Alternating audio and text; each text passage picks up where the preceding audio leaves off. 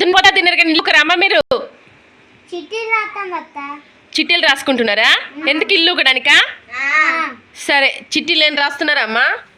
సరే రాసుకోండి తొందరగా. రాసి ఎవరేం పని చేస్తారో చూడాలి.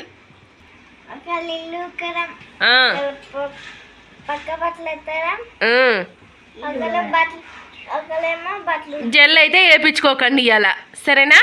ముసలమ్మలాగా ఒక తోకేసాయి. ఈ రోజుల్లో కూడా ఈ ఇంటి పనికి కూడా చీటీలు రాసుకోవడం అంటే మీరు మామూలు వాళ్ళు కాదురా. చెప్తాను మీ ఇద్దరు ఒక ఇంటికి ఇస్తే మాట రోజు చీటీలు రాసి రత్తా అంటే నీ మొగుడు తట్టులోకి చచ్చిపోతాడు కూడా. ఏందమ్మా ఈ చిట్టీలు ఏంది గోల ఏంటని. పెద్దత్త నేర్పించింది ఈ చిట్టీలు. ఏంది పెద్దత్త చిట్టీలు రాసేదారు? చిట్టి వాళ్ళ బిడ్డతో రాపిచ్చి మాకు పని చేపించేది ఎక్కువ. మోమ్మో పెద్దత్త మామూలు కాదుగా పెద్దత్త. బొబ్బిగాడైతే పెద్దత్త ఈ గిన్నెలు ఏం తోముతాడమ్మా. ఎందుకురా చిట్టి?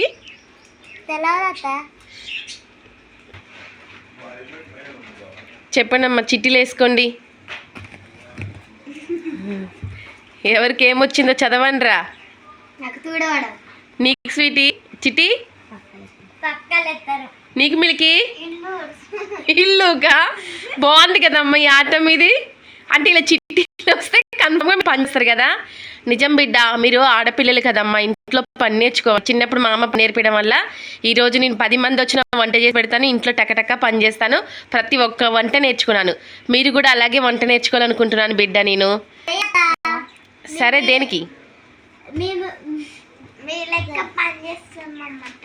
పని చెయ్యాలి, చదువుకోవాలి, డ్యాన్స్ నేర్చుకోవాలి, అన్ని పనిలో ఉండాలి ఆడపిల్ల, సరేనమ్మా? అప్పుడే 10 మందికి సమాధానం చెప్పగలుగుద్ది ఆడపిల్ల, ఓకేనా? ఓకే తల్లి, స్టార్ట్ చేయండి పని.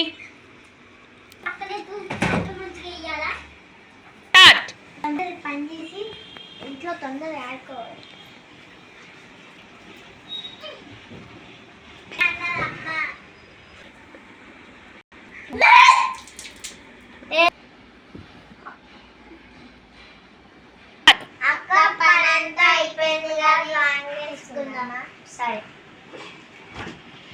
ఓకే ఫ్రెండ్స్, మీరు కూడా ఇంట్లో అమ్మకి హెల్ప్ చేసి డ్రాయింగ్ నేర్చుకోండి, డాన్స్ కూడా నేర్చుకోండి. Boyfriends. తల్లిదండ్రులు ఎవరు ఇబ్బంది పెట్టకండి ఫ్రెండ్స్. బాయ్.